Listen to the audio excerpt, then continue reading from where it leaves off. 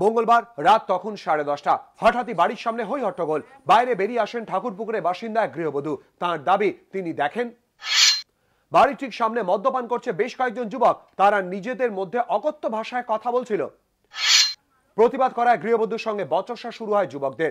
এরই মধ্যে বেরিয়ে আসেন গৃহবধূর মেয়ে। অভিযোগ, এরপরই মা মেয়েকে মারধর করে মত্ত যুবকরা। মেয়ের জামা ছিঁড়ে দেওয়া হয় বলে অভিযোগ।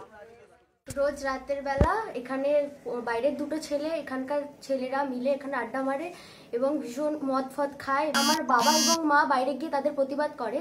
তো তারা আমার মাকে যখন মারেন, একটা মেয়ে এবং ছেলে, আমি তখন ছাড়াতে যাই, তার জন্য আমার নাইটিটা ছিঁড়ে দেয়। যারা আমাদের এরকম করেছে, যারা রোজ এখানে আড্ডা মারে, তাদের প্রত্যেকজন যেন শাস্তি পায়। স্থানীয় বাসিন্দাদের অভিযোগ, দিন দিন এলাকায় মত্ত যুবকদের দৌরাত্ম্য বাড়ছে। কিছুদিন আগে এখানে এসে আমরা বলেছিলাম ওদেরকে যে ভাই তোমরা এখানে ভাবে আড্ডা মারছো, আশেপাশে প্রত্যেকটা বাড়ির লোক আমাদের তো অবজেকশন করছে, এগুলো তোমরা করো না। যে এরাই হয়তো ক্লাবকে জানিয়েছে বা সব ছেলেকে ডেকে এনেছে, এই আক্রোশে হয়তো ওদের উপরে সেই রাগটা মিটিয়েছে। ঘটনায় ঠাকুরপুকুর থানায় অভিযোগ দায়ের করেছে আক্রান্তের পরিবার। পুলিশ সূত্রে খবর, থানায় পাল্টা অভিযোগ দায়ের করেছে অভিযুক্ত যুবকরাও। তাদের দাবি, মদ্যপানের অভিযোগ মিথ্যা। পুরনো গন্ডগোলের জেরেই এই ঘটনা এখনো পর্যন্ত কেউ গ্রেফতার হয়নি। পার্থ প্রতিম ঘোষ, এবিপি আনন্দ, কলকাতা।